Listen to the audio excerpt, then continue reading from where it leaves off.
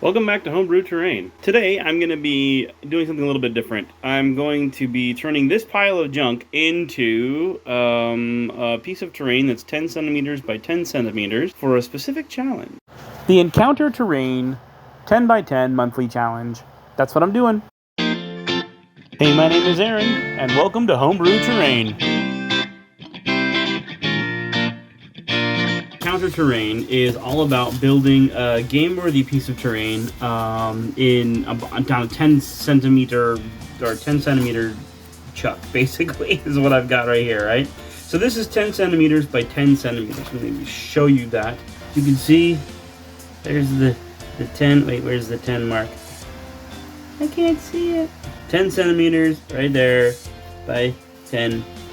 You get the idea. Anyway, so that being said, what I want to build is a dwarven skyport for like the Kharadron Overlords. And you're thinking to yourself, yeah, but you're only in 10 centimeters. Yeah, easy peasy, because you can do it this way by 10 and that way by 10, but you gotta go up. And so I have all the up that I want, which is fantastic, but you can't have very little overhang, which is okay. So I'm gonna build a skyport using 10 centimeter rules. Now, as you can see, I've cut out 4 pieces of cardboard here that I'm going to use for 4 different platforms. Each one of them is going to get slightly smaller as I get a lot taller. And yes, I drew on my hand for reasons, and it was fun. And it was you know those tattoo pens? Come on, I'll show you. There you go. I used tattoo pen.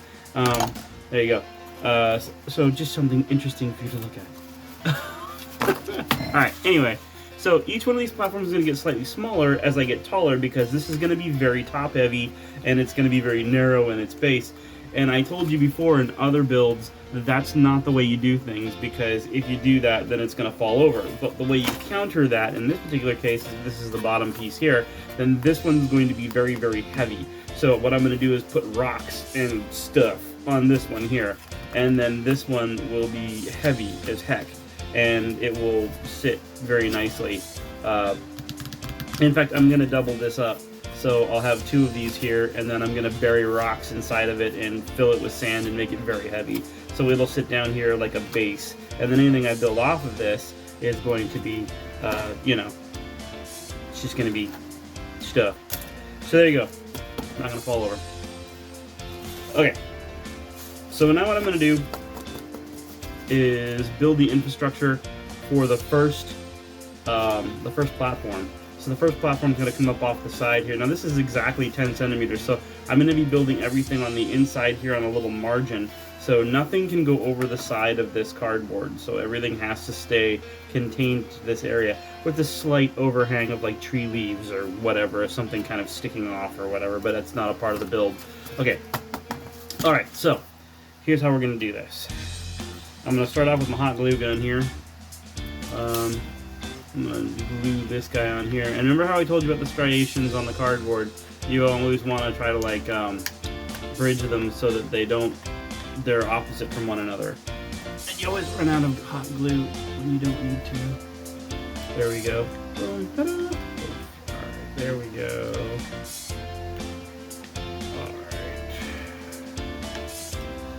And then we take this with this. Now the striations on this cardboard are going this way, and these ones are going vertical and perpendicular. There we go. Boom. So now this is going to be a much stronger chuck of cardboard. And that's the first step, is just gluing those 2 together. And I probably didn't get any of that on camera, but whatever. Because reasons. I'm actually working out of a different area right now than I normally do. So that's actually a good thing, because it kind of helps me focus better on what I'm doing and organize things a little bit more before I get started, so I know where everything is. Okay, so I've got straws for pipeworks, which I'm going to use on the outside of the structure, kind of make it look all steampunky, because Kharadron Overlords are all about steampunk dwarves, right? Then I've got the popsicle sticks for the wooden infrastructure, because this is still like a medieval setting, right? So even though these guys are kind of metal and steampunky, they're not going to be super technologically advanced. I mean, they do have guns and gunpowder, but we're talking like the very early stages of it. So yeah, they don't have a real good control over it just yet, despite what the cannon crews and engineers would say. Alright, so mermaid pen of creativity, and we have a model that we're going to use as our base here. So you might always want to have like two or three bases in so your models can move around on it, because if you can't play on the terrain, then what's the point of it, right? I mean, that's kind of always been my motto. Scatter terrain is great and it looks neat and it kind of helps build the ambiance of stuff, but when it comes down to actually playing on the terrain, you want it to be usable. Otherwise, it's just there for decorations and it's choking up the battlefield for no reason. Okay, so now what we're going to do is we're going to take our little ruly rule here, and we're going to measure in a 1/2 inch on this particular chuck.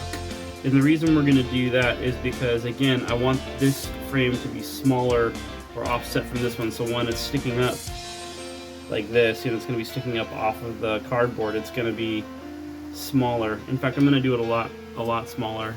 I'm going to run it down to something like this. So this is going to be almost an inch, right? Yeah, so we're going to run I'm going to carve off an inch all the way around on this bad boy, because I want the next layer to be smaller. And the reason for that is because otherwise the things that I'm going to have sticking off of this will violate the rules. So set that one aside there, pull this one here, and go mermaid pen of creativity. Go inch. Here's my inch. Make sure that I'm both the same. Inch. And now I'm actually doing this all kind of like off the seat of my pants here. This is not really a pre-planned thing. I kind of have a really good idea of what I want it to look like in my mind, but I haven't actually built it entirely in my head. So there's a lot of room for wiggle here.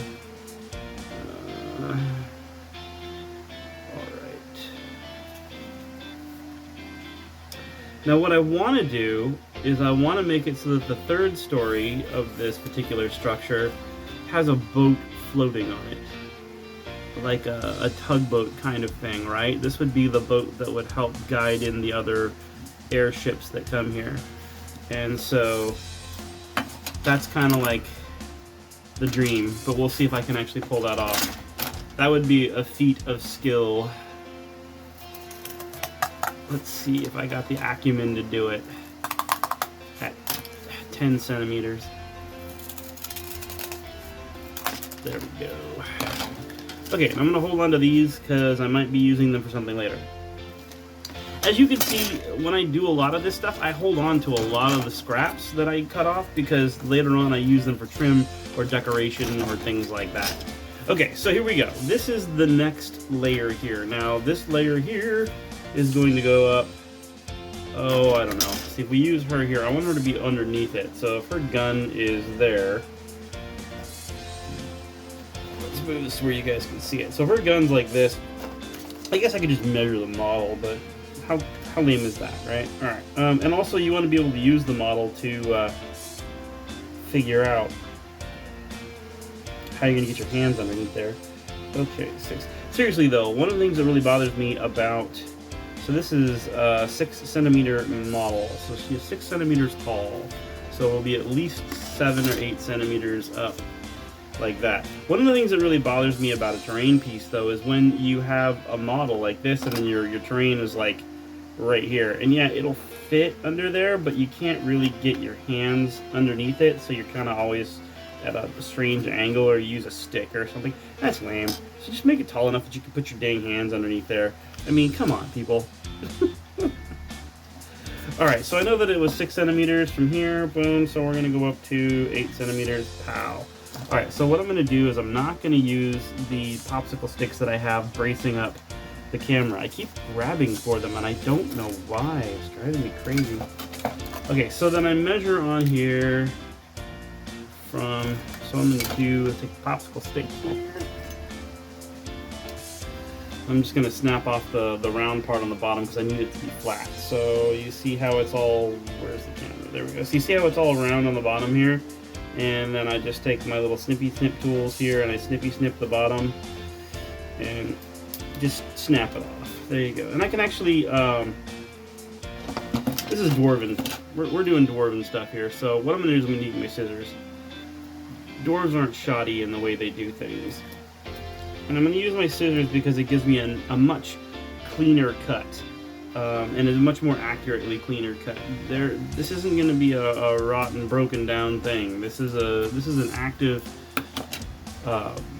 port that dwarves are using. So yeah, no, they want it to be clean, and they would keep it good, right?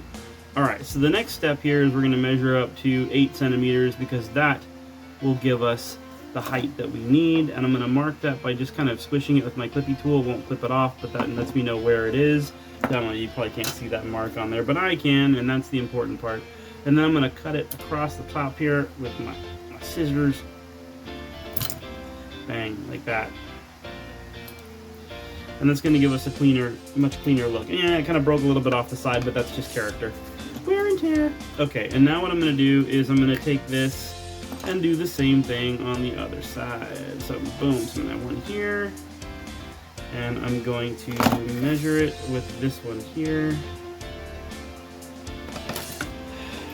Can't really see these very well. Boom, boom, that, and then like that. Okay, so then I want this to sit sort of off-centered because there's going to be decorations and things on this chuck here. So what I'm going to do is I'm going to 1/2 inch that, I think. 1/2 inch? Is that too far in? Yeah, it kind of is. Let's do this in centimeters. Where's the centimeters? Since we're doing it all in centimeters. 1/2 centimeter. That seems much better. So I'm going to draw a little mark here for 1/2 centimeter. 1/2 centimeter.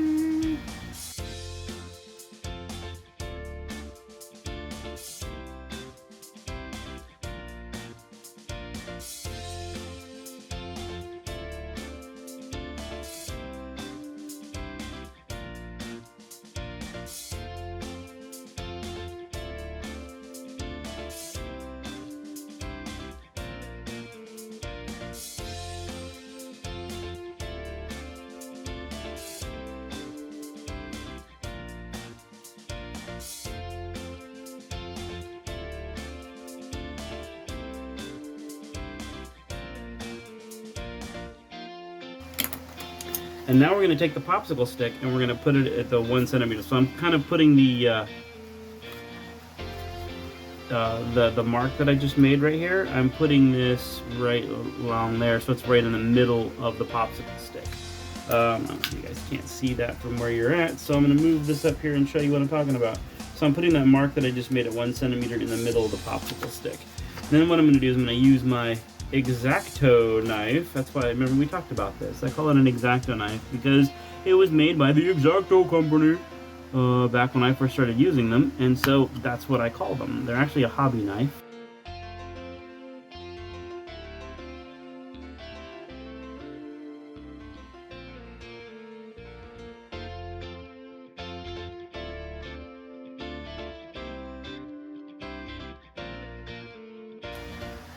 Boom. And that's how that's going to roll, right? Okay, cool. So now that I've got those holes there, cool. All right. Now I have markers for that. I'll do these one at a time because I have found that as soon as you add the glue, everything goes wrong. So just do them one at a time. Don't have to get crazy on it. Don't get crazy.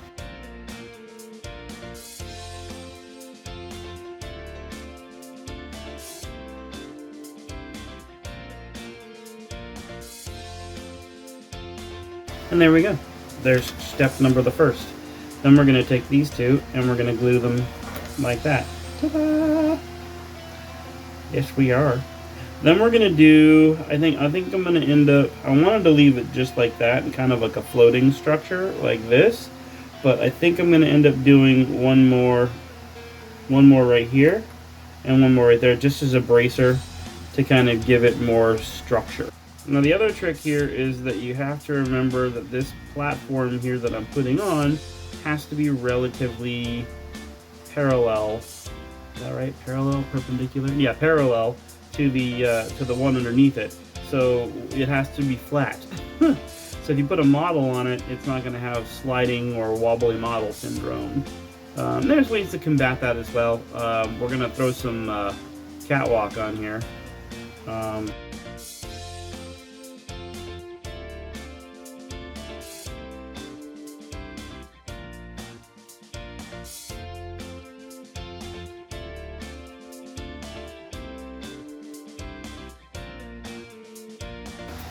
Normally I tell you that it doesn't have to be perfect, and normally that's true, but in this particular case, again, Dwarven Skyforge thing, sky stuff, it kind of does have to be perfect, because they're dwarves, and dwarves don't make sloppy shit.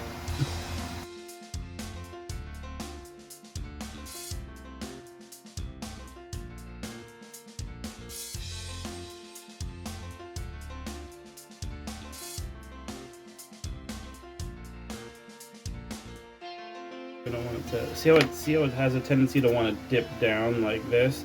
We don't want it to do that. We want it to be up here like that. And if that means that I have to cut this a little higher, then that's what it means. Or maybe even put this structure underneath it. Yeah, I'm gonna have to cut it a little higher because I want to force this piece up.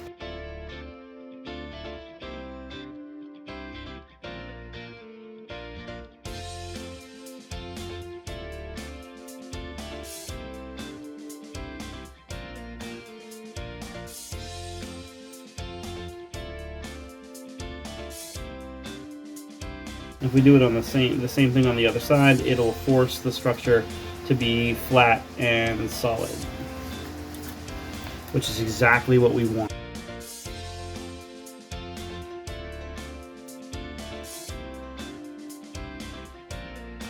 Now we just gotta let this dry. That's the hardest part, is letting this cool. It takes forever, and you want it to be done already. Because if you're like me, you're already building halfway into the next part of the model. And you want to get there. You're like, come on, hurry up. It's taking too long. Now, normally underneath here, you'll see those little globs of, if I can see them on the camera here. There we go.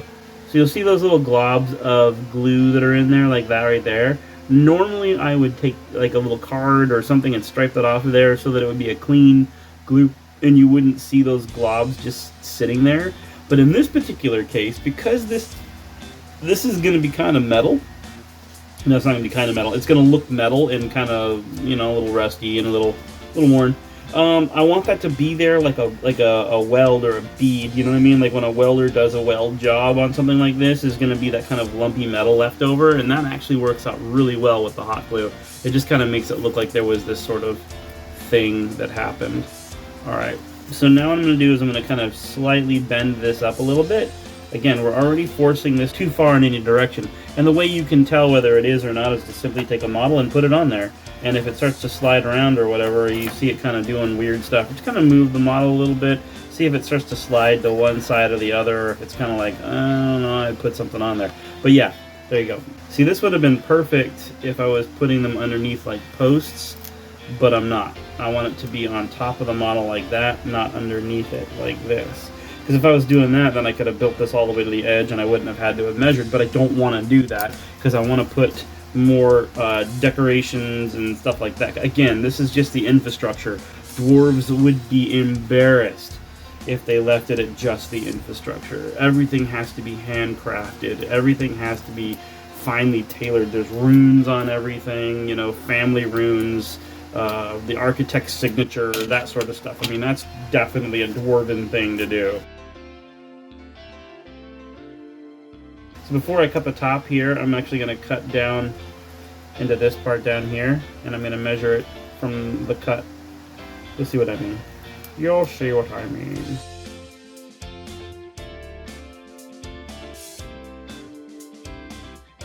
See, because now it's like a 1/4 centimeter smaller.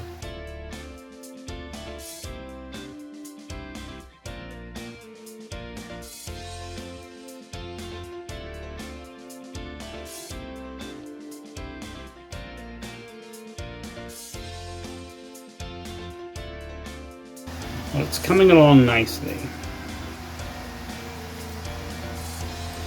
So for this particular challenge that I'm in right now, this terrain, it's a little contest that I'm doing this for. It's through Encounter Terrain, and he does this monthly challenge. Now, what am I going to win if I win big? Which I'm absolutely not going to do, because I'm up against some pretty impressive individuals. But what am I going to win? What, bragging rights, I guess? I don't know. Exposure, bragging rights, a lot of new friends. I guess that's really what it's all about, right? It's all about, like, meeting a bunch of people and being like, hey, look, this is how I do things. And then they can go, yeah, well, the way you do it's stupid. No, see, and that's the thing with me, is that homebrew terrain is all about making terrain that's cool for games, out of just this stuff, like cardboard and popsicle sticks and just the stuff that you'd have lying around. Now, I'm sure at some point, if you're a terrain builder and you really get into this and you think it's awesome, you could absolutely take this up to whole new levels.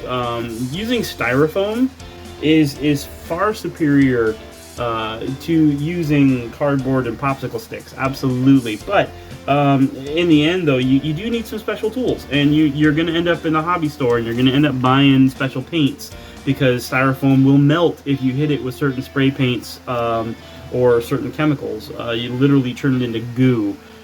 So, you know, you got to be careful with that. Also, in my particular case, I like these cardboard structures just because they are super robust. And they cost me literally nothing. I mean, like, the popsicle sticks that I got from the dollar store to make this, I bought them in a giant pack like a year and a half ago, and it was $1. And I have literally made tons of terrain with this stuff. And so, I mean, it's worth the buck that you spend on it. And that's really something that's important to me, is being able to show people that just with the stuff, like, this is an Amazon box, right? And already I've got a, you know, pretty decent little, you know, deal of terrain here, and I can use this for stuff. And the thing that I like about this is that I can get my hands, and I got big meaty hands, so, you know, you can get them in and out of the terrain piece. It's really important. And that's the important part. Alright, so then I'm going to do the same thing to this next layer here. I'm going to make it smaller than this one. And this is going to be my platform layer. This layer here is going to be the next one up. And it's going to be a platform layer where I'm actually going to have, I'm hoping, an airship just sitting here, kind of docked. But it's like and then you can actually go on and off the dock. So I don't have to build that separately. And that's going to be another part of this build. So let me go ahead and start by building this part here. But again, I'm going to make it that whole 10 centimeters or however centimeters that are added in. Because again, remember, they would do things in geometric increments. They wouldn't just haphazardly build something. So I'm going to start off getting rid of the part like this, and then we'll cut this one down even more. So let me go ahead and just strip off that part, and like that. So then these two should be the same size. Yes. I'm gonna cut that a little haphazardly there, but whatever. I'm going to be cutting it some more, so it doesn't really matter. Kind of does, but not really. Alright. So then what I'm going to do here is, before I did that at...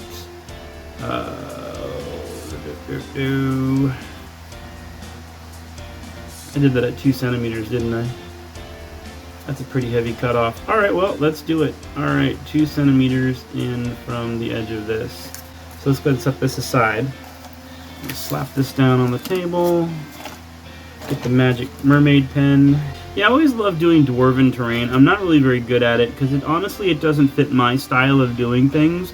I'm very organic, and I like kind of like the smooth shape that elves would build, or like the thin wispy, you know, spindly lines of things, or even human builds kind of have some of that. But dwarves are always very blocky and very thick and very heavy.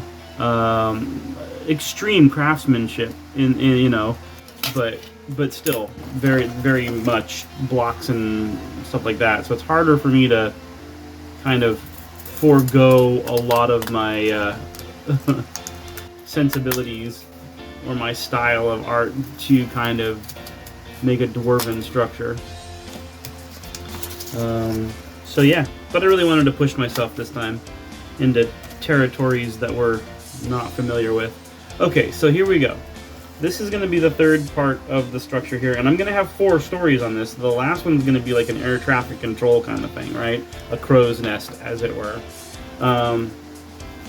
So now what I'm going to do to make this one structurally sound, I'm still going to have the two bracer pieces, but I'm going to do them not. I'm going to do them off-centered from here and here. So I'm going to do them on the over here. I'm going to do them on the sides, like right here and here. So it's going to be connected here like that. Yay for sides. So if I put this like right here, so this will be my template piece. This is the one that I cut from down below. It was just a little slightly too small. I'll use it here. And I'm going to go like this. Now, one of the things that I am going to do here, you can see it from the back side here, I'm going to down hang this just a little bit and offset it like against this piece here. So if you look at it on this side, it'll look kind of like this. So you'll see that this piece here hangs down below the cardboard lip, and it glues not only to here but to here. And then what I'm going to do, because again, dwarves don't build haphazardly, I'm going to slap a bracer piece across the outside of that for a couple of reasons. One, because it will give a lot of structural support to this entire piece, and 2, it'll cover up the cardboard edge right here, which looks really, really shabby, and dwarves don't do shabby. Okay, so I've got all 4 of my sticks cut out. I'm going to have two strap pieces on either side. I'm going to move this where you can see it. Bang, and then bang, like that. And that's how that's going to roll. Okay, so what we're going to do here, I'm going to start by gluing this into place right there. And I'm going to give it about a fingernail's width from the top to the bottom here. And again, I'm just going to eyeball this. I probably should measure it exactly if I want to be all dwarvy about it, but I'm not, because lazy. And it's early. And when it's early, I get lazy. Not that lazy though. And then I just kind of glued it on there like that. And then I am going to stripe that piece off there because I'm going to put a strapper across that. Doesn't want to glue into place because it's too hot.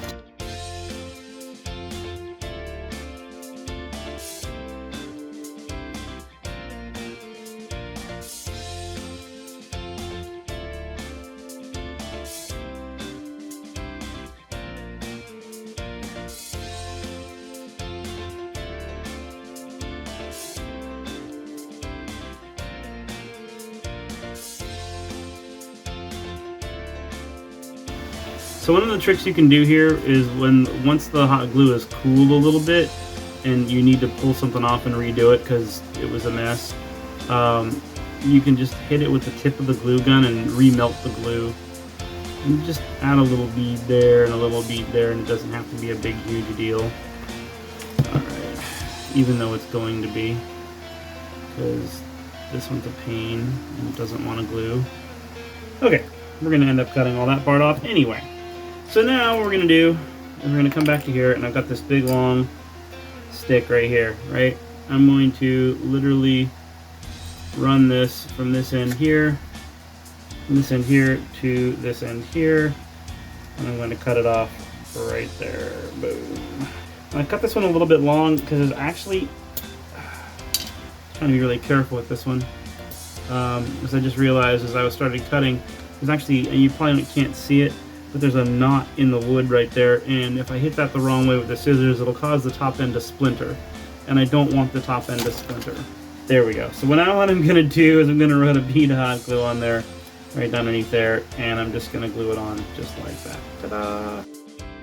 And now we have a very solid structure for the next part. And there you go. That's what that looks like. And now we're going to do the same thing on this side.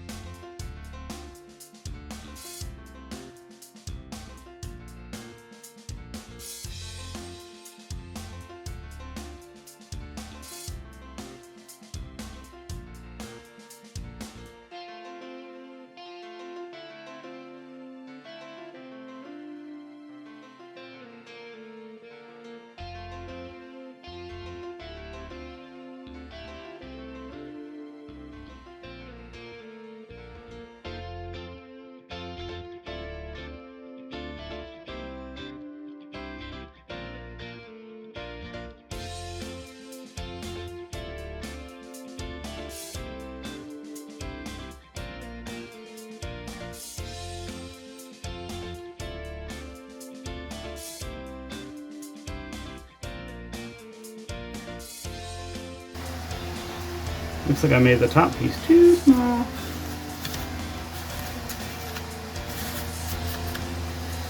Alright. Well, that's no bueno.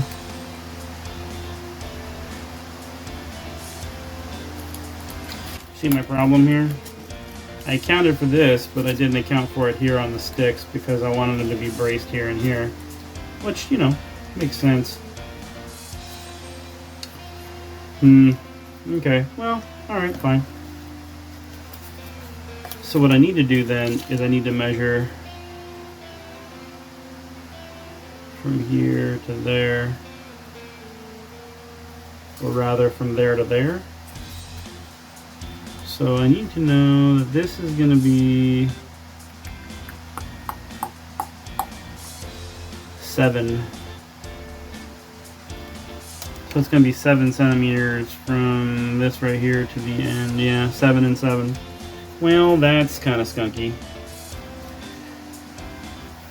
That'll be the crow's nest. So we're gonna have to start changing this to more of an up here thing because I'm gonna start building it a lot higher. Taller. Okay.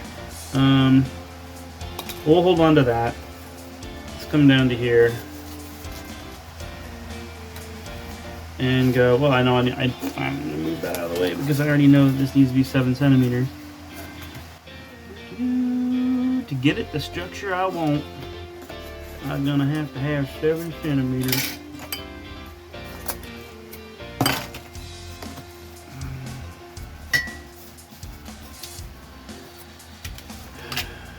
Wasn't expecting that. Oh, poop. There we go.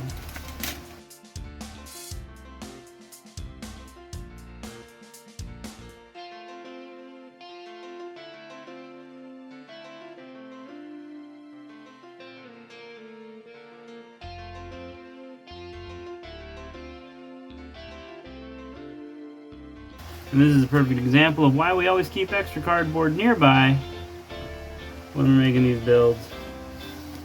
Because there's a pretty good chance you're going to screw something up and you're going to need to recut.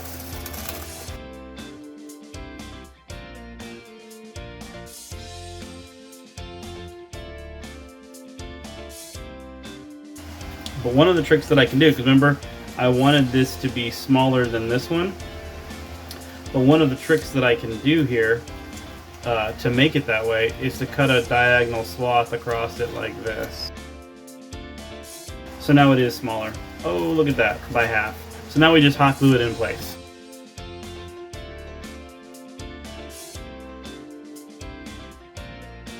One of the things that is very important whenever you're doing this is you have to pay attention to this stupid thing. The hot glue gun, I have a little pad right here that I'm putting it on, and it's supposed to have this little pad that you put it on so when it drips hot glue the whole time, right? And it melts things on the tip because it's really hot. So if you've got a little plastic model lying around anywhere like this one, you guarantee you whenever you just set this thing down, it's always going to creep its way over to your paintbrushes or to the models or to whatever it is that you don't want it to touch, because that's exactly where it's going to go. So whenever you put that thing down, even though you're in a hurry because you want to try to get the model to line up just right before all the glue dries, you have to pay close attention to this stupid thing, because you will inevitably put it down on your paintbrushes or on your models or on something that you don't want to melt that will be melted, and then you'll be like, oh crap. And then, yeah. So pay attention to your hot glue gun. Yeah, that's my big advice for the day. Okay, so here we have the structure so far. And again, I'm going up a whole nother story with this just because, yeah, I've only got 10 centimeters to work with here, so I'm taking it up. We're going uptown, baby. And the infrastructure, again, on this thing is really important. And you can actually see that right now it's really bottom heavy because I put 2 chucks together down here, and that putting those 2 together down here was really important. And again, I'm going to be putting rocks and really heavy pieces on here. And if I really wanted to get just absolutely jiggy with it, one of the things you can do is you can go to the hardware store and you can get a box of washers, like cheap washers for like $1 or $2, and they're heavy. And so what you can do is literally hot glue them on the inside of these two pieces here.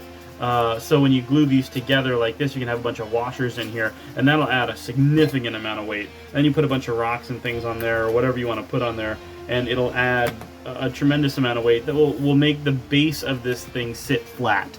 And even when people hit it or knock it, because they're going to, especially if it's a taller piece, I guarantee you someone's going to try to reach over it, and they're going to do that every time. I mean, just watch any of the battle report videos that are out there from anybody, and you'll see they always try to reach across a piece of terrain and knock it over. Yeah, that's the thing. One of the things that if you look really carefully here, and I don't have this lined up on the camera very well, so you probably can't see it too great, but this right here is actually slanting at an angle. And I don't really Superman like that. It's not really a big deal because she's standing up here on top all right, and it's fine. And I can put her down here. So, you know, her gun doesn't go underneath that piece there because I put a 2-inch or a 2-centimeter drop right here. That's why she doesn't fit underneath the piece right here. Nah, but I cut this section off, so it's still very usable, and that's fine. It's fine. It's all fine here now. Thank you. I'm going to take this dowel. Do you see this dowel? It's very dowly. That's very dowly. And I'm going to draw a circle here, and I'm going to punch a hole all the way through this thing and run this dowel all the way up through like this. And it's going to be pretty tall. You're probably not see the top two running down under the counter. So it's going to be like that. And there's going to be a crow's nest up on top here where there's going to be a little dwarf sitting up in there and checking the weather and stuff. It's going to be kind of hard to film this because, again, we're going vertical here, and I'm going to be almost the level of my face, and nobody wants to look at me. Okay.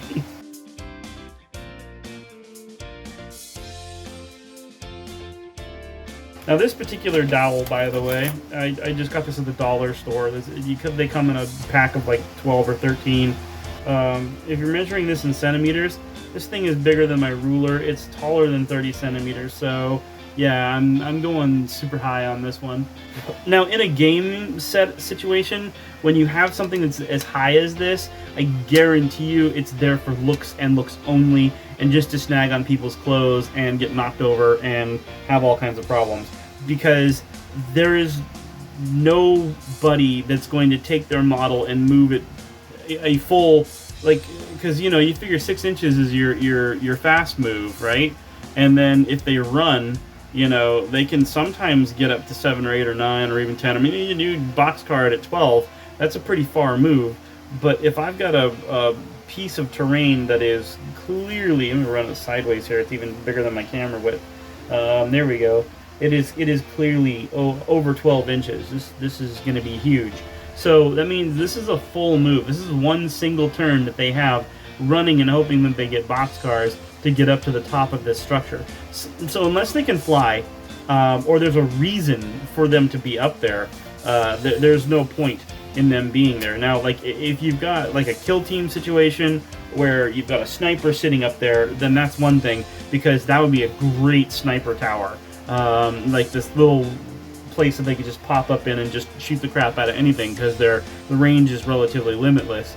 But if you've got a ranged weapon that has, like, you know, 15, 20, 24 inches, you've already cut off 12 of those 24 inches simply by putting it up way too high. So you're effectively halving the range of any of your weaponry just to put your model in a place that's out of reach because it looks cool, I guess. So understand that anything you do at the top of this stick is going to be purely for aesthetics. Unless you put like an objective up there and that becomes the whole point of the game. Like in Warcry, you could do something like that, where you could just throw the objective up on the top there and everybody has to kind of like race for the top. That's a pretty fun mission, but ultimately that's what it ends up being. But I'm only doing this because it just looks cool.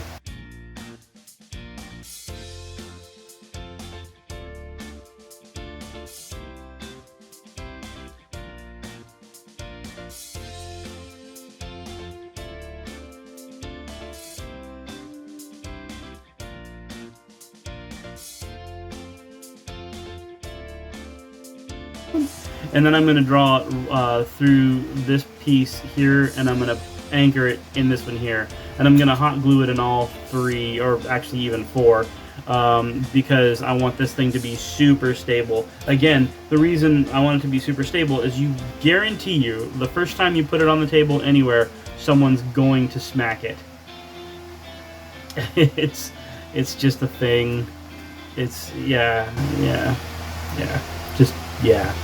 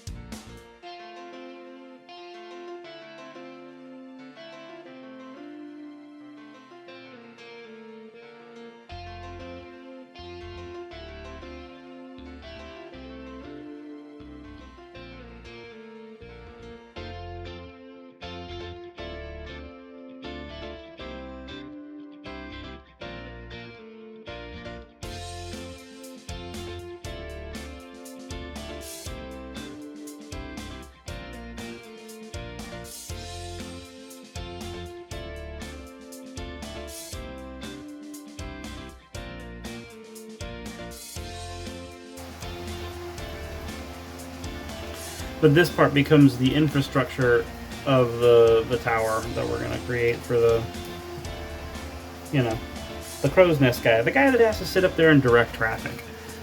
What a cruddy job. What do you do all day? Oh, I stand up in a little tower and I direct traffic. Yeah, that's what I do. It's a living. Okay, so then what we're going to do here is we're going to draw this little circle right here on this. I'm going to slide this down through here, and that'll help me anchor this bad boy in a place where I can figure out infrastructure that I'm going to put on it. Because I think I'm going to make this one a little bit different, because I want to be able to have a boat hanging off of this one. So there's going to be a little dock that comes out like this far, and then there's going to be a little boat right here. It can't exceed this, so there's very hard boundaries on either side here and here, right? So I only have maybe 4 inches to play with, and I think I could probably pull it off. Again, let's just see if I can pull off that technical acumen. All right. In the meantime, set that aside, and then I'm going to take another dowel that I have and just measure it right here. It's the same dowel, same stick, same everything, so it'll be a little easier to measure it this way than I will be using the model.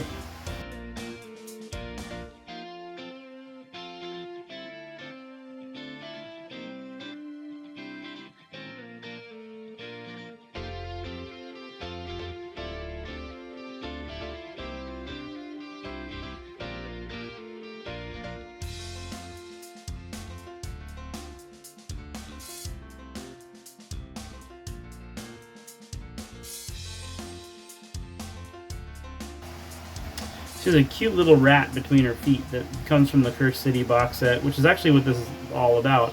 And he's holding a little key, but again, I wasn't paying attention to the hot glue, and it hit the top of that key, and it melted it. So now it's a little rat holding a piece of scrap metal.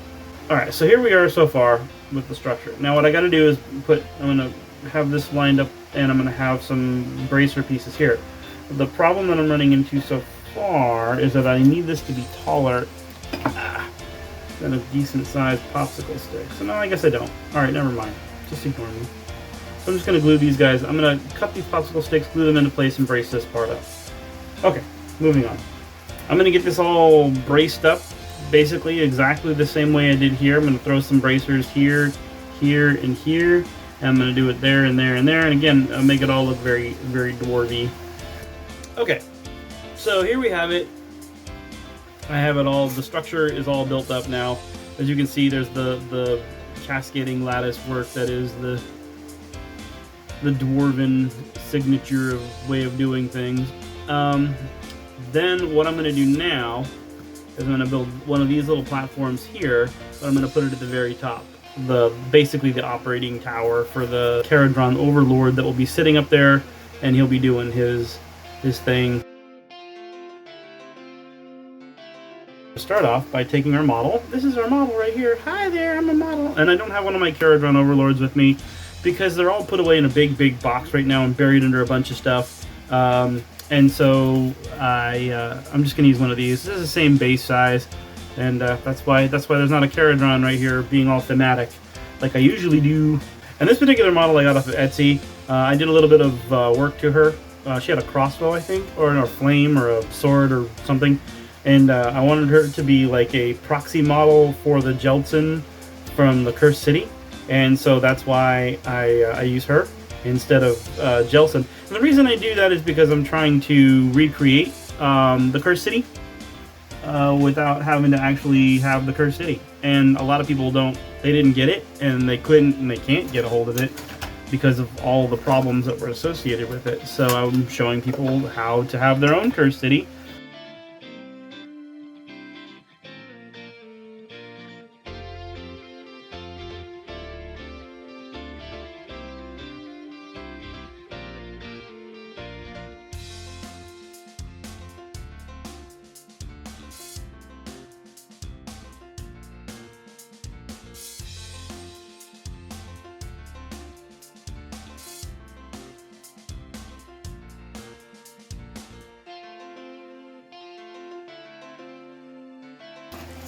Okay, so I'm going to start with this guy here. Now, you want this guy to be able to stand in the middle of this thing or off to one side of it actually here, because there's going to be like a little control panel of stuff here. I think I do need to get a Kharadron for this, so hold on just a minute here.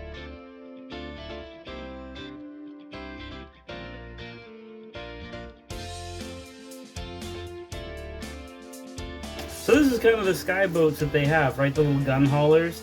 So I was figuring, so this guy right here is 12 centimeters in length. And a beam, he is almost 8. So he's 8 by 12 centimeters, which of course is perfect because diagonally I can run this thing 14 centimeters. So if I make a tug that looks similar to this, so it would be parked like this diagonally, and it still fits in relatively into that 13 or that 10 millimeter stretch. So this is the 10 millimeters that I have to work with. If I kick it diagonally and I run the ship diagonally, you can see it fits perfectly in that 10 millimeter space. So if I run it up here and I park it right here on this tongue that I created to hold it up like it's floating on the dock. See what I'm saying? Are you with me, everybody? You in the back? You got this? Okay, so I'm going to park it onto here, and the ship will be able to sit here and be loaded and unloaded and whatever before it flies off. Whee! See, that's what a docking, this is a skyport. See, flies in, docks, boom, you know, and then all the little crew gets out. Okay, so back to the crow's nest.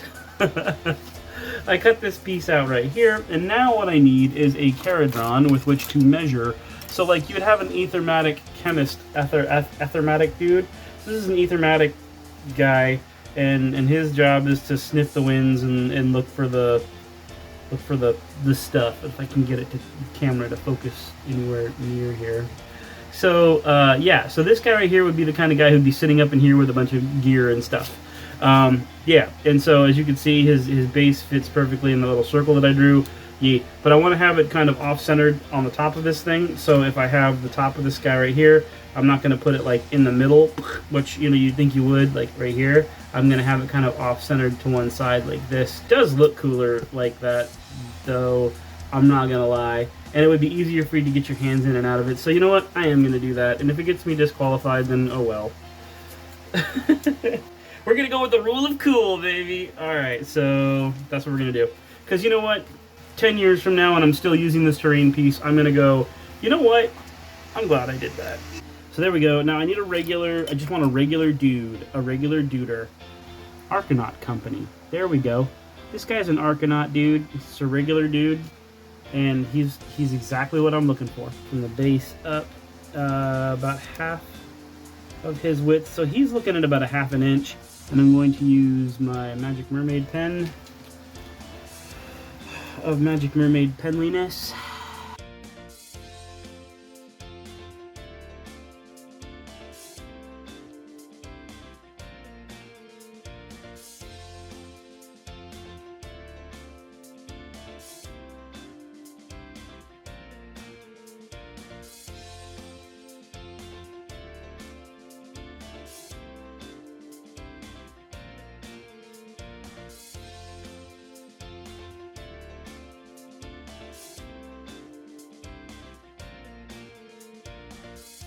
And we're going to do it thusly.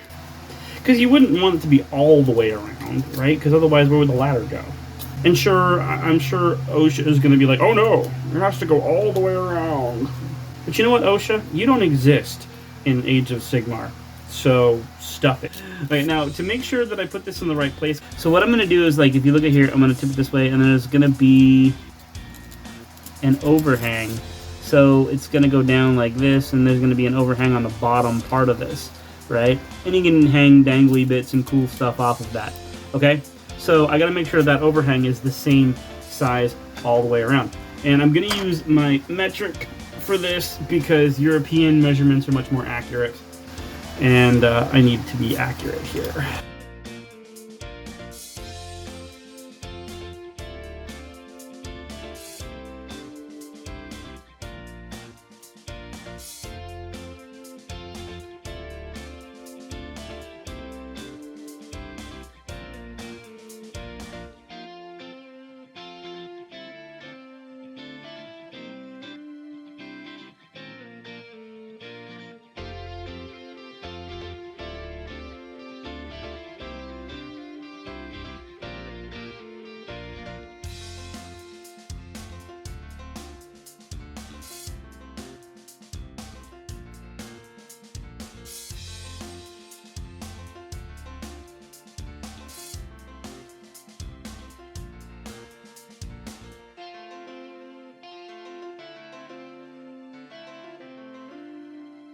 So now what we're going to do is I'm going to take this bad boy like this, and I'm going to attach it right here. It doesn't overhang too much, so it's going to be alright. And in fact, I'm going to pull it back a little bit on this side here. I am going to drill a hole in the cardboard though, and I'm going to run it down with this sticking through a little bit, because that'll give it a lot more structure than just gluing it on top here, because otherwise it'll break off. And here we have the infrastructure part of it all done here. And this is the basic skeleton of the model, and you can't really see it very well again because of the tallness of it, but this is what it looks like, going up and down, yay, and you get the general gist of it. Alright, so now what we're going to do is we're going to build a boat. We're going to build a boat, a boat, a boat, a boat, a boat, a boat, a boat, a boat, a boat. Alright, and unless you're Canadian and then it's a boot, no, it's not right. And then so I'm going to use this as kind of the template, the Grundstock gun hauler. Okay, so it's going to be more of a tugboat type thing. So I'm going to use basic hull structure of this and maybe the airbags and stuff and figure out how to make all that stuff. But ultimately, yeah, it's not going to be too difficult to make anything like this, because I'm not going to be putting in all like the bombs and everything. We're just going to be doing the Grundstock. Alright, but we're going to be making it out of paper. So that it's much, much lighter than this actual model is, because if I put this on here, it's going to tip the whole thing over. Okay, so here I am recreating the Kharadron Overlords. So basically, we have the Grundstock gun hauler right here, and I apologize for my lighting here; it's really terrible. But you can basically see the hull shape of this is what I'm going for. And what I want to do is I want to make this a much like a lighter version of the Grundstock gun hauler. It's just going to be like a tugboat kind of thing. So there's not going to be any armaments on it. Building this is going to be fun. I'm not exactly sure how I'm going to put that together yet. We'll figure that out along the way. But in the meantime, I have the hull design right here. I measured it all out, got it all laid out there. And so what I did was I literally just measured on the hull, and I think it's mostly just like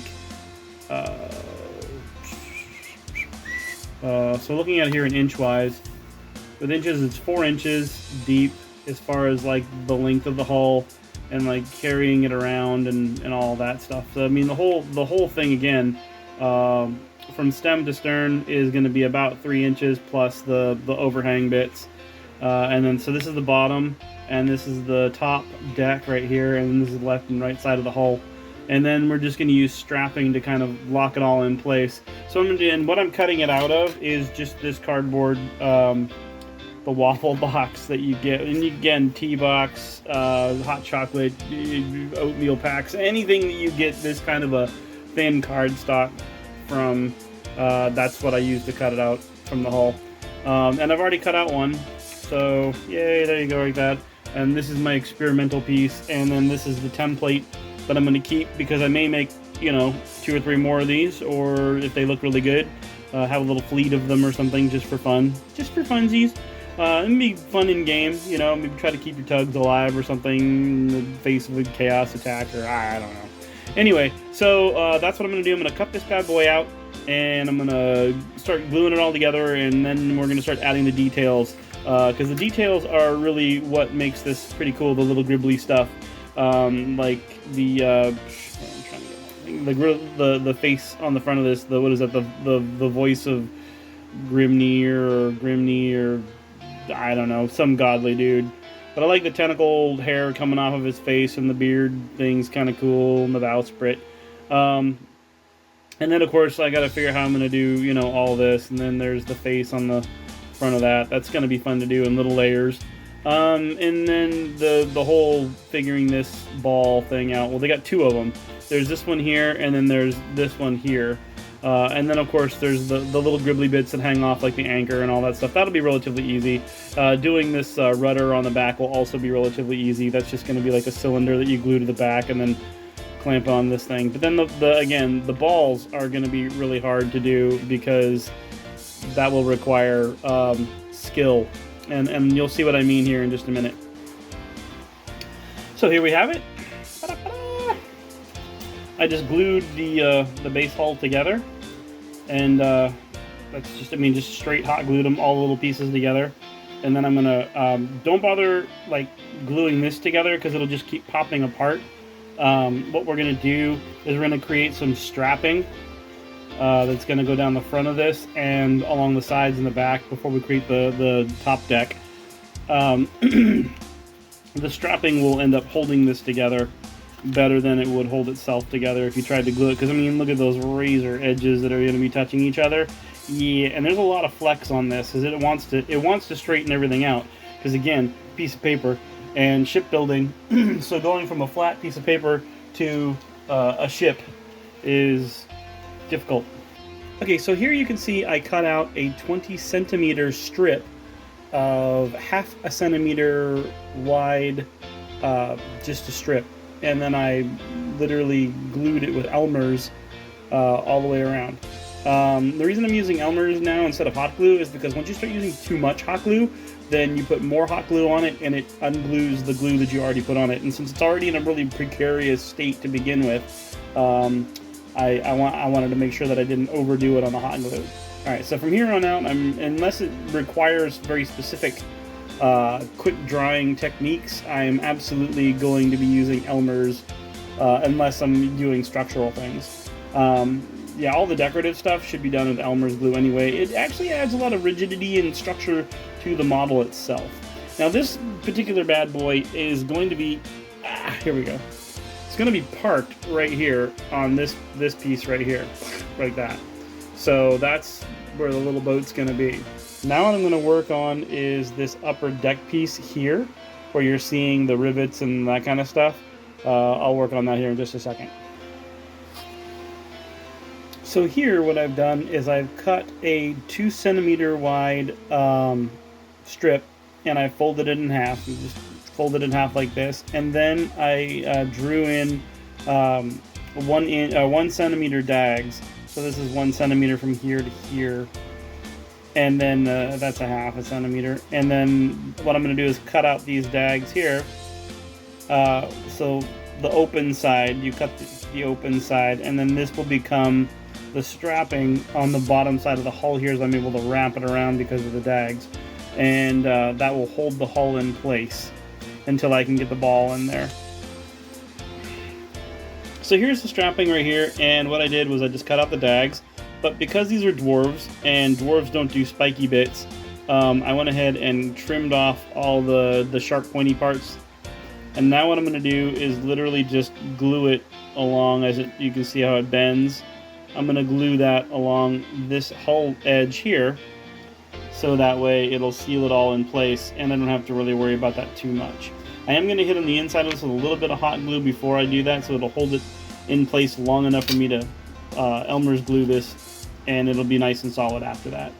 Okay, so here I have the deck piece. So in this top piece here, this deck piece, I just recreated that by making this, and then I cut out this circular wheelhouse, and then that's where the wheelhouse is going to be, and then these are the tool lockers. Now I've used these pieces here because I'm going to sink them down into the lower part of this model here and then add cool stuff to them. I'm just going to take a strip of cardboard and run it around the upper side of this and then glue it into here, and then maybe add doors, maybe not, probably not, because it just looks cooler that way, sunken. And then this is going to be the same way. It's just going to have a little strip around it, and it's going to be glued to the underside of this, so it'll sit down in there like that. So when I put it on top of the whole piece, it'll stick up and it'll look cool. All right, and I'll show you what that looks like when I'm done. Oh yeah, and then one last thing I'm going to have to do is I'm going to have to add the strapping around the outside, so that the strapping will go, or the strip piece here will go underneath this strip piece here, and it'll all kind of fit together and look like it's one giant whole piece. Yay for whole piece. All right. Okay, so here, my fingers are like, here we have the upper deck, and as you can see, it's starting to come together. And again, just hot glued real fast. This is just cheap and dirty because this is going to be glued into the bottom part of the hull here. So when you see this like this, it's kind of hard to do it one-handed with the camera in the other hand. You're going to see this going in like that. Hold on a second. It's not being very cooperative. So you're going to see that go in like that. And yes, I want that gap there because I'm going to add another strap there to the deck. There we go. So I just don't have the outer strapping done yet. But yeah, that's what that's going to look like. Now, from here, what I'm going to do is I'm going to take these little slivers that I cut out, and this is going to make the wheelhouse. So this one's going to go into here, one-handed. How awesome am I? Okay, no, all right. Let's try it again. So that's going to go into there like that. And then this one goes on the outside of that one. So you'll notice that it's cut much smaller. Like one of them's cut a little smaller, and then the other one's going to take it out again. Ooh, yeah, there we go. So you'll notice that this one's cut taller than this one. I'll give you a good size reference here. Come on, for reals. It's hard to do this one-handed. Okay. There we go. You get a good size comparison here. There. A good size comparison shows that this one here is the outside one, and this one here is the inside one. This is going to slide down inside there, and this one's going to sit on the outside of that, and then there's going to be a strappy piece that holds on the outside that makes it look like it's one big metal thick piece. And the reason I'm going to do that is because I want to add little gizmos and stuff like knobs and dials and things, because he's obviously going to have instruments. I mean, what kind of a sailor doesn't use instruments? That's just weird. Okay, and so this one goes on the inside, this one goes on the outside, and then I'm going to glue those guys in place, and I'll be back in just a minute. I also got to finish that other locker, the tool locker. Okay, so here we have the kind of the finalized deck here. This is the foot lockers, or the tool lockers, chain locker, whatever you want to call it. And then there's the wheelhouse. There's no details in the wheelhouse yet. So what I've done here is I've taken this little duder and I drew a circle. No, wait, make it easier. I took this guy here with a bigger base and I drew the first circle, and then inside that circle I used this little duder's base to make another circle. Ta-da! And then I cut off the bottom half of that circle, and now I'm going to cut out that circle And then I'm going to glue this into here to fill this gap right here. Oh, and then I can put like instruments and cool stuff in there. All right, cool. And then that's how that's going to roll. Then I'm going to cut some strips and I'm going to do some decorations on here. I'd like to be able to put covers, like maybe like mesh or something. I think that's what I'll do. I'll put like mesh or something over the top of the lockers just because it looks cooler that way. And then you can actually have duders standing on the deck without getting too wobbly. Because ultimately this is going to be a playable piece of terrain, right? I mean, that's how that's going to roll. Then here's the tug, the hull so far, right? The lower hull. And then this little piece is going to stick right into here. Like that, right? I'm gonna get it lined up here. There we go. So we gotta get that lined up, and there we go. So then it's gonna go like that, and then we're gonna glue that in there, and then there'll be a piece that connects the two holes together underneath that, the strapping right here. So there'll be another like downward piece that connects the strapping underneath the strapping of this, and that'll give it that kind of raised effect that you see in this guy here. Hi there. So it'll give it that kind of an effect there. Then we're gonna create the wings, and then the little rudder pieces in the back, and all the little gribbly bits that go on there. And then of course we got to work on all that. That'll be probably another day, because we're kind of getting close to the wrap up point for today.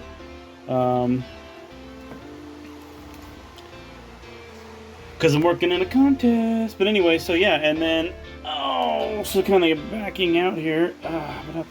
So we got this guy right here, again, and then this little boat is going to be sitting kind of like right here on that tongue, right there. Ta-da! And then it'll look kind of like that. Yeah, and it still fits inside of the parameters of the model. No overhang. Ooh, look at that. Cha! So there you go. Not even disqualified. Alright. So that's where we're at for today. And I'll show you what it looks like tomorrow. Hopefully I'll have most of this stuff done. Whatever.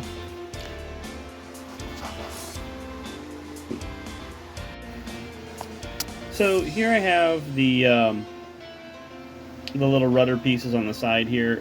You can see what I do is I just took a toothpick and I broke it in half and just jammed it in the side and glued it in place. And then I cut out a piece of cardboard, or the waffle box, and I cut a top and a bottom, which is important. So you're going to cut out one side like this and then flip it over and put it on the cardboard, cut out the other side. And then I just sandwiched them together on there and threw on some Elmer's. I didn't even like hot glue it or anything. I did hot glue it to the side right here with you can't see very well, there we go. I did hot glue it to the side here where the toothpick is, but other than that, that's all I did.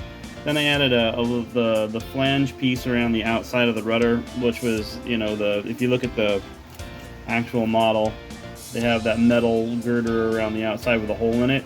I haven't drilled the hole yet, which I may or may not do. I don't know, I don't understand the reason it's there, but okay. And so then I've got this right here. All I did was I created a little template for it, and I cut out 4 of them, top and bottom, and I glued them top and bottom. Again, Elmer's glue, nothing too exciting. From here, I'm just doing the I don't know what those would be, like the flare pieces on the back, those little brass pieces there. There we go. Those little brass pieces, I'm cutting those out. They're successively larger from the outside one to the inside one. So that's what I did. I legitimately just took the waffle box, folded it in half, and Elmer's glued it together. And then I literally just drew the shape on there, and I'm just cutting them out. What I'm going to do is I'm going to cut a little slot in those little marks that I made and just glue them into that place there. Slot and tab kind of thing. And then I'll use Elmer's for that, because at this point I'm just doing detail work. I'm not doing any structural things yet. I am going to do some more structural stuff here. Obviously, I've got to add the back rudder piece. Okay, so now we're going to make the bowl on the top. Like I said before, the ball. This round spherical device full of the aethermatic gold or whatever it is, the floaty gold stuff that makes everything float. Not the stick that holds it up, I guess. That's not what makes. Oh, okay. Anyway. But again, we don't want to make it out of anything too heavy because that's just going to defeat the purpose of this whole deal. So we're going to make 4 of these. See, what I did was I literally just measured around the circle of that thing. So I measured halfway from this point right here to that point right there. And then that's 3 inches. And so because it's 3 inches, easy peasy pumpkin pie. You measure it up to like a quarter, and then another quarter, and then another quarter, and then the one in the middle has to be like more roundy diamond shaped, and then the ones on the ends have to have the flat edges on the side. And then when you crush these bad boys together and glue it all in place, you have 1/4 of a sphere. You make 3 more of these and glue them all together, and you'll have a complete sphere. But we're not going to glue them all together because there's all kinds of other stuff, like this bar right here that goes across the top, and you have this flange in the back for stability, I guess, or whatever. And then there's a lot of gribbly stuff in here as well. So we're going to add a lot of that detail to help hold this together as a structural piece, and that's going to make it all work. All right, there you go. Okay, here we have the shells that I have done. So there's the 3 of them glued together, just like I showed you before. There's the 3 strips, whatever. You just glue them together, you get a half dome, boom, just like that, right? And then with this one here, same thing, get a half dome, and then guess what we're gonna do? I know, it's gonna blow your mind, right? Ooh, there we go, boom. We're gonna glue those together, and we're gonna get the full dome. Then we're gonna take a strip that I pre-cut out, this guy right here, and then I'm just gonna glue this down the middle, blap, and it's gonna look beautiful. Now, what I'm gonna do is I'm gonna glue this strip on the inside to hold these 2 halves together. So if you look at the right here, what I did, you'll see that it's attached here and here, and I put a little dot right there, just a little piece that I cut into a circle. It doesn't even have to matter what it looks like, just because no one's ever going to see it. And it goes on the other side right here, bing, like that. I just use it to hold those 2 pieces together, so it's still gapped in the middle, but we're going to fix that anyway because there's so much gribbly stuff that's going to go on here. All those little gaps are going to be covered. And that's going to happen. And then I'm going to do that one more time on the other side so we get the bottom half.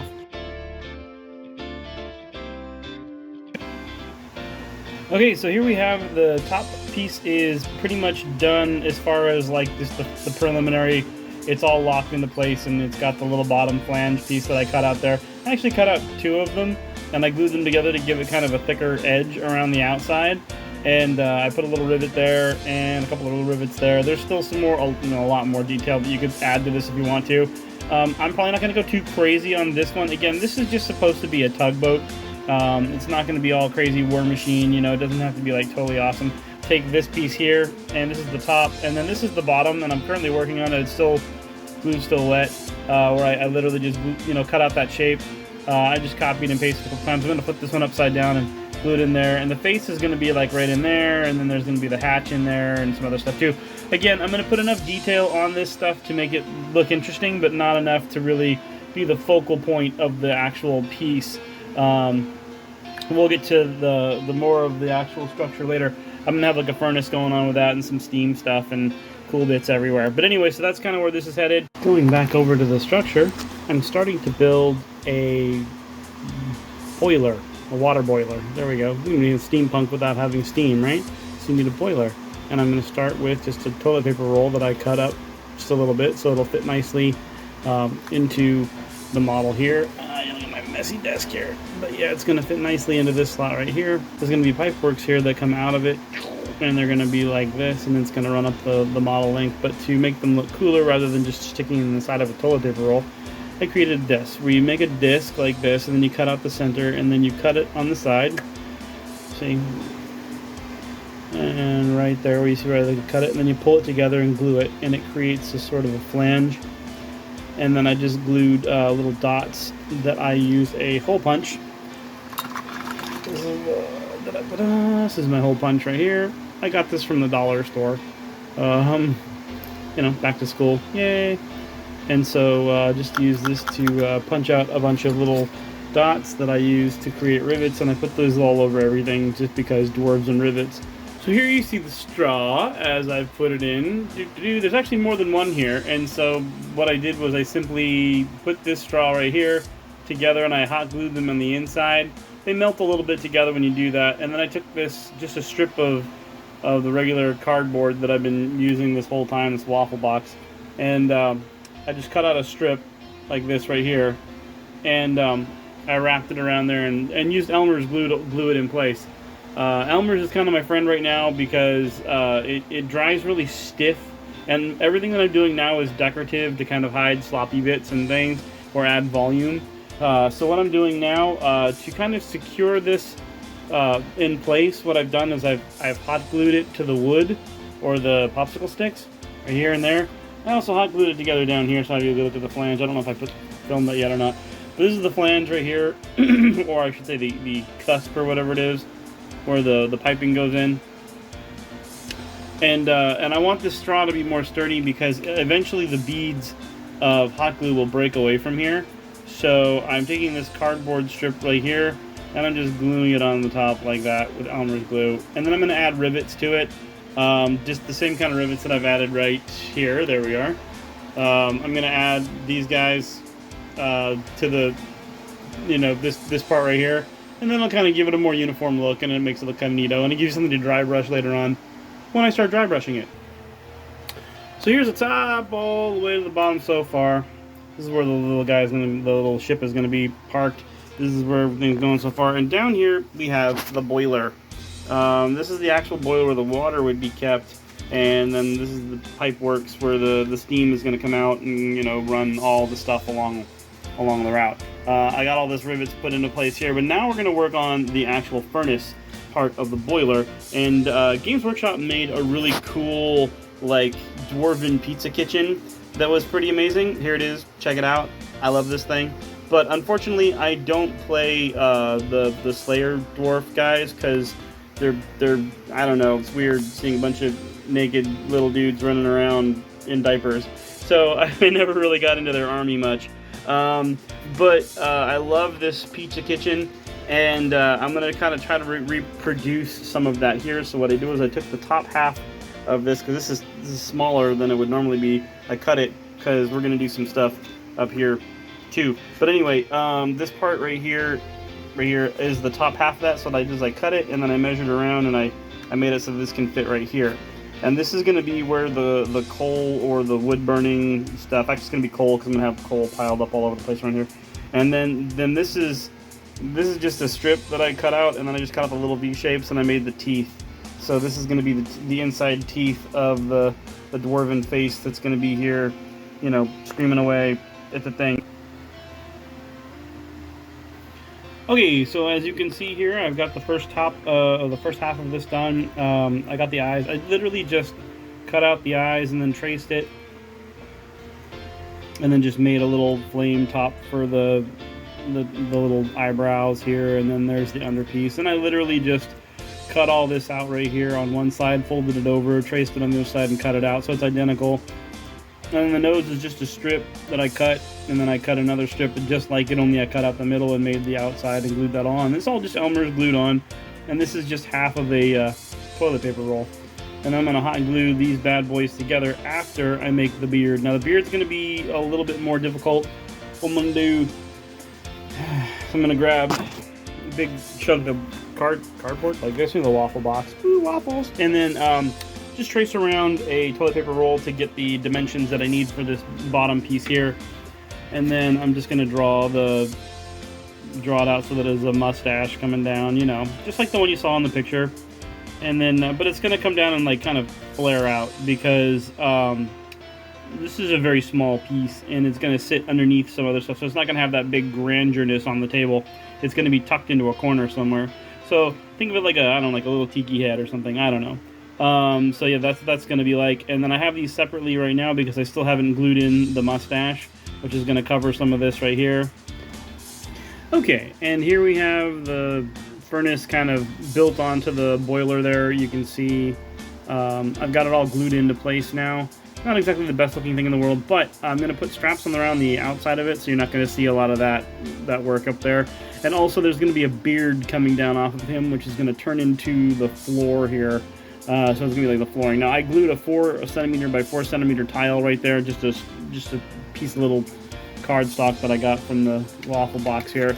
And then I'm going to do the same thing that I kind of do with the Cursed City, where I add like details to the top of it, but instead of brickwork, it's going to be, you know, beard work, and so it's going to look a lot like this, and then it's going to have, like, you know, tile pieces that come down to the floor like this and this on the other side. So kind of like you'd see on the Pizza Kitchen, where he has that giant beard kind of thing. It's going to be the same thing for this guy, only it's going to be more tile work, because again, I only have just a few centimeters to work with here.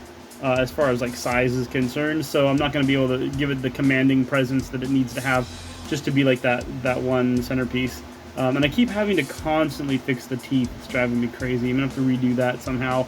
If I ever do this again in the future, those teeth, man, I gotta work on those. They're driving me crazy. Anyway, but yeah, so that's how that's gonna come down. This is all gonna be covered up on the side here. Okay, so as you can see, I have the bad boy all put into place here. Again, sorry about the lighting being so terrible. I'm going to move some stuff here and see if I can't get it into a better light. Alrighty, so as you can see here, there we go, it's better. I've got him all worked in here. I added the gravel bits inside the mouth of the furnace, because I'm going to paint those all up like they're on fire. And then of course you have the coal pit next to it here. I was going to work it so that the hair coming off the beard would work itself into the tiles, but then I remembered I needed to have a coal pit, and then I was like, oh, well, crap. So I just hot glued it all into place, and this is what it looks like. And you can actually see the teeth pretty good. I don't like them personally. They were a real pain, and I'm gonna figure something out. If I ever do this again, I'm gonna figure the teeth out. On the back side, you can see I just added a little piece of cardstock right there, and I put the rivets on one side. I started to do the other side, but then all the glue started dripping out of here, and so I was like, nah, I'll hold off on that. So I'm gonna wait for it to dry, and I'm gonna add more rivets there. But that's that part of it all done and pretty full. The tiles that I use down here are all just, I think they're 4 centimeters. 4 by 4 centimeters, there's only 3 of them, and then the beard was supposed to work itself into that. I don't really have anything planned for this spot right here, so I'm going to figure something out, maybe put a couple of shovels or something hanging off of a rack or something like that. That'll look kind of cool. Alright, and then moving on, we were going to work on the rigging for this little guy. And so one of the things that I was going to do there, if you look at the actual airship, it's got the front rigging and then the front and back rigging there, so it kind of has the swing rig to hold that whole thing in place. And again, this is a structured support beam basically, because this thing doesn't really float and it's kind of heavy. So if we come to our version of it, I've got the ball here glued together and everything, and so where those little rivets are, that's the connector point for the rigging. So what I did was I took a popsicle stick and I just cut it kind of into the shape that we saw on the other rigging, and then I glued 2 strips of cardboard to it with the holes punched out so that it looks kind of like the other rigging. And when I say kind of, I mean very loosely. You know, there's the front piece there, and then here's the front piece on ours. Yeah, what a mess, right? This has only been from like just since I did this yesterday, so this gets out of control really fast. Anyway, so this is the front piece of rigging, and again, this is a support structure, so you want it to be as, you know, sturdy as possible. I use a popsicle stick because this is going to be holding up this balloon here, and I'm just going to glue this bad boy. I'm going to actually make a little box to put it into on the front of this thing right here, so it will, if I can get my fingers down in here, it will sit on this bad boy almost vertical. Like the other one kind of has a jaunty angle to it, which is neat and all, but it's not very structurally sound. So I'm going to go ahead and put this probably at a vertical angle like that, and then I'll attach the ball up here. Alright, so there you go. Moving on. Okay, so here's the state of this thing so far today.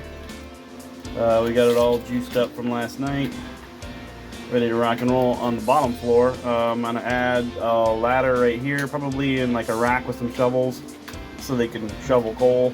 So we're gonna move up to the next level here and start working on this. Now here's gonna be, I'm gonna build like a top piece here so you can service the furnace, obviously, because that's where all the magic would happen. Maybe get some stacks or something here for the smoke, though a lot of that would be rolling out of the mouth and the eyes, but whatever. Then from here, we're gonna go up to, what I'm gonna do is I'm gonna add some flooring to this, and it's going to look a lot like this.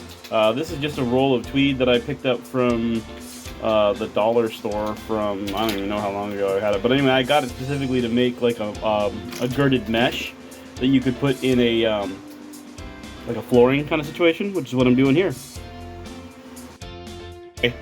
When you're working in a space like this, as you can see very quickly, this gets out of control. So it's good to just stop, you know, your project every now and then, and it's easy to get caught up in it and just keep going, and because there's a lot of stuff I want to do to this, and of course I'm under the gun because I definitely want to get this done in time.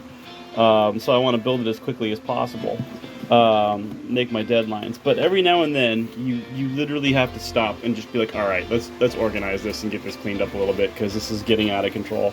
So yeah, it won't take more than a few minutes, but it's just something that needs to be done, because obviously this happens very quickly. And anybody who builds terrain for any serious amount of time will tell you, yeah, even a small project like this can explode into a big mess if you're not careful, especially if you do multiple projects back to back.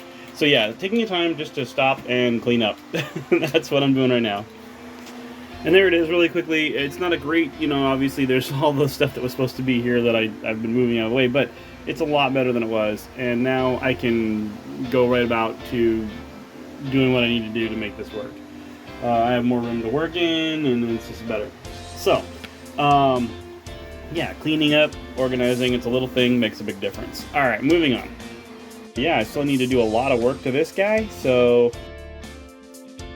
Okay, so what we're going to do now is we're going to make an operating hatch for the top part of this system right here.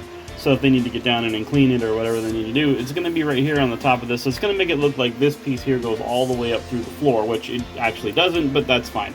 It'll look like it. So the way we're going to do this is we're going to take this toilet paper roll here, and I'm going to use this as the opening template for the compression ring that I'm going to put here, and then I'm going to create a little hatch that goes on top of it. Alright, so how we're going to do that is trace this bad boy out, and then I'm going to use my compass to draw a wider ring around the outside of that, and then the hatch will be this size here, obviously, because this is the same size as the furnace underneath. Alright, so that's what I'm going to do, and I'll show you what that looks like when I have finished.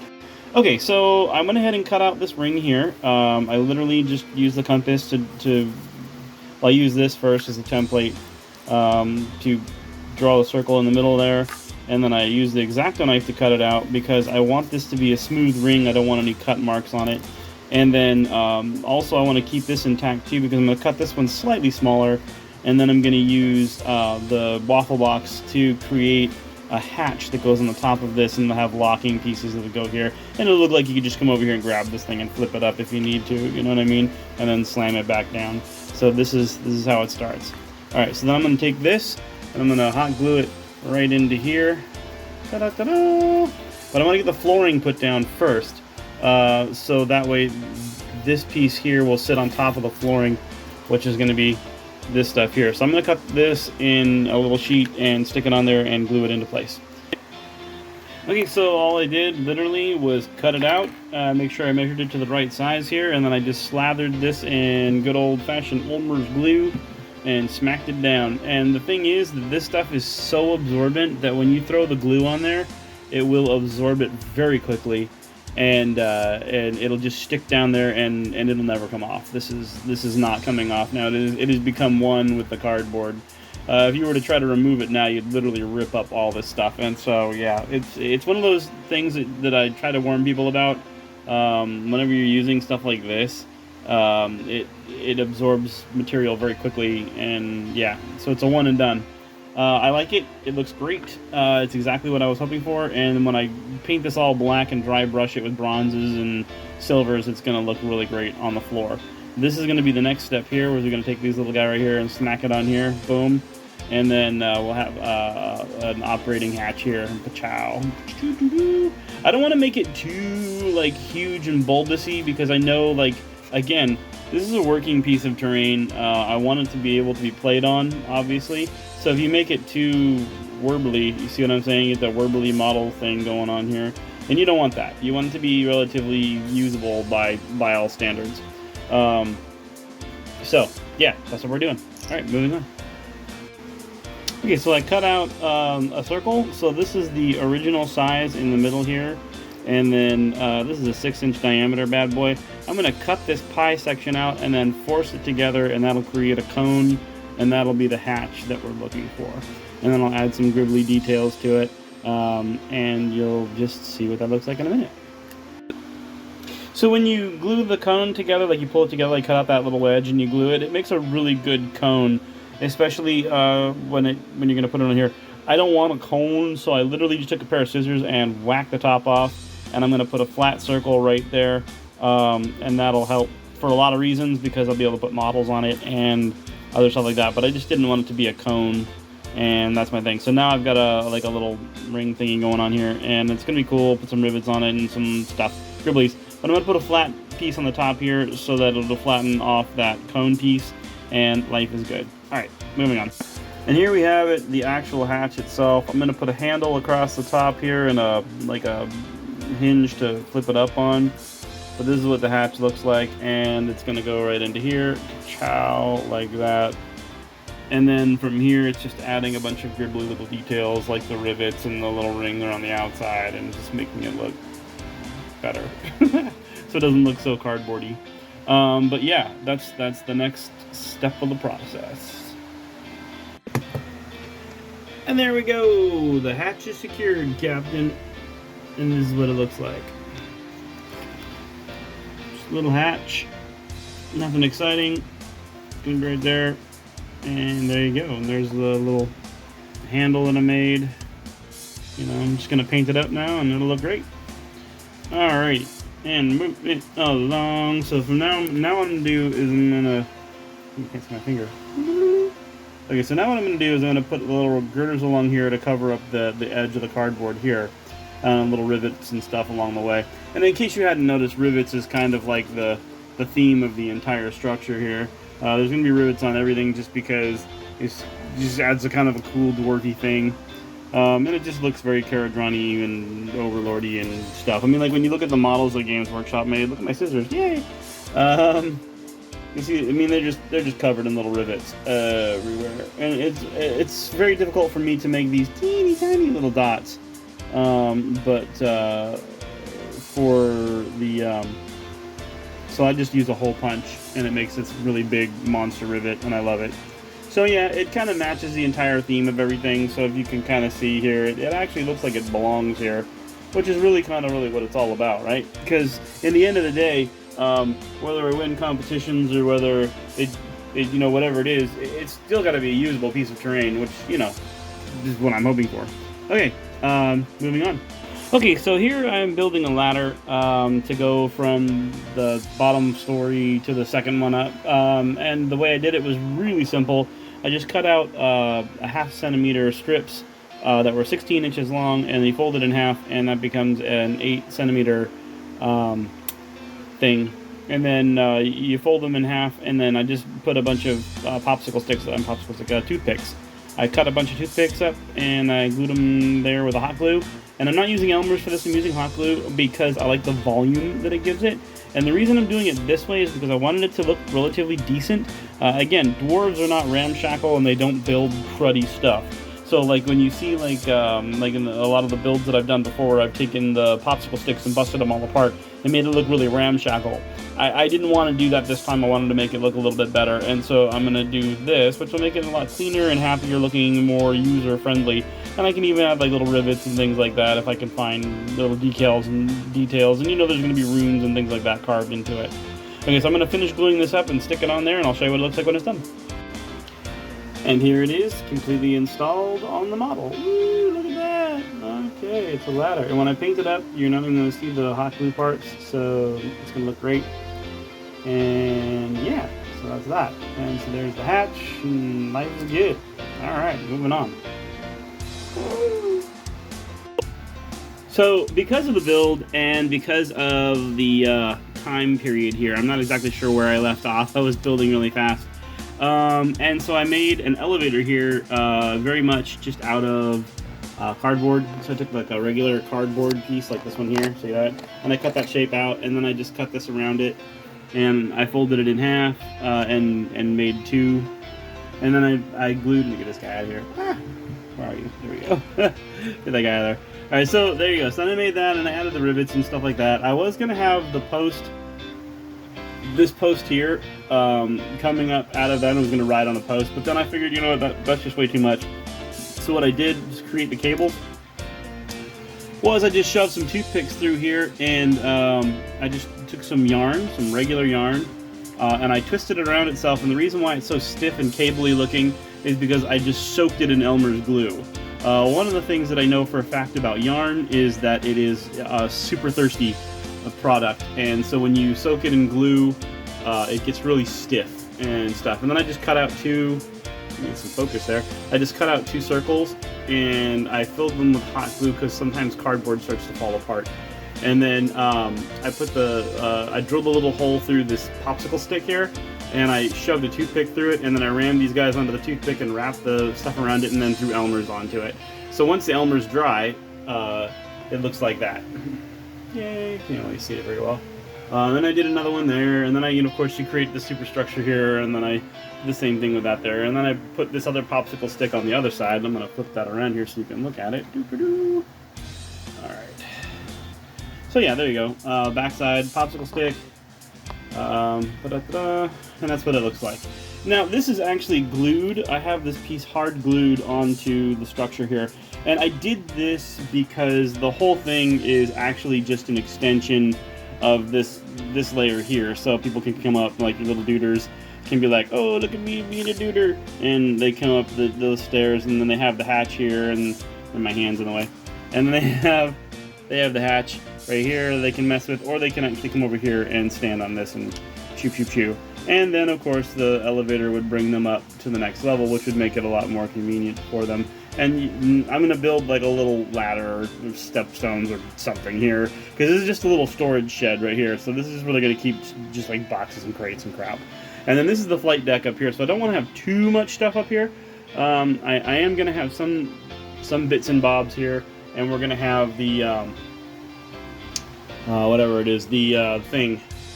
I'm trying to focus here. Alright, so we're going to have like a little box here, a little thing where all the little dials and gizmos are for controlling the elevator and for all this other stuff. Then of course I'm going to have the netting that goes up to the crow's nest so they can climb up here. And I was going to build a little platform right here from that hose over to here, you know, kind of thing like that. And then just build some little gizmos in here that make it look really cool. So it was at this point that my phone completely ran out of memory, and my computer was already completely full up of memory, and the clock was still ticking as far as the contest.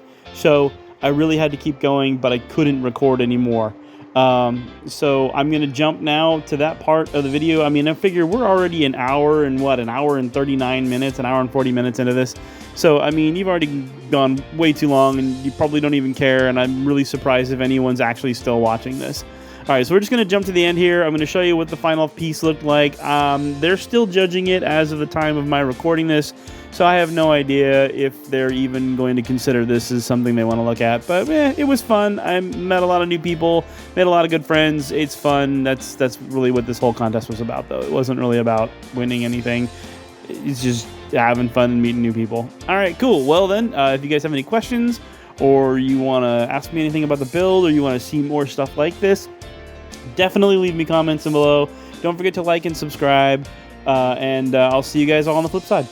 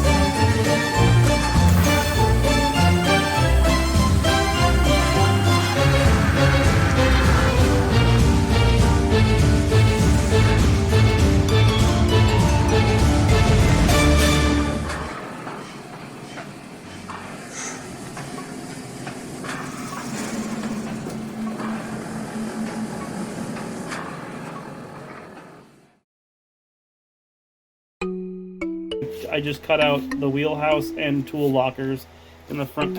And my phone is tied up by a puppy. Puppy. Puppy. This is Latte, everyone. Hello, Latte. She is my helper today.